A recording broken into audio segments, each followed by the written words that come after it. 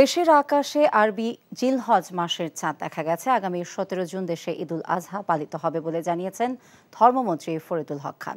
রাতে বায়তুল মোকাররমে জাতীয় চাঁদ দেখা কমিটির বৈঠক শেষে তিনি একথা জানান।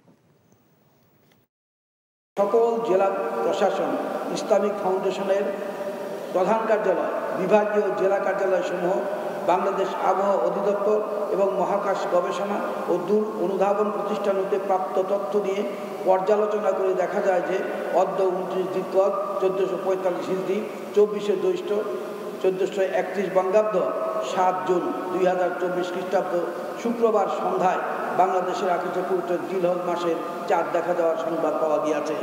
আলহামদুলিল্লাহ। এমত অবস্থায় 17 জুন 2024 খ্রিস্টাব্দ তারিখ সোমবার সারা দেশে পবিত্র ঈদুল আজহা উদযাপিত হবে ইনশাআল্লাহ।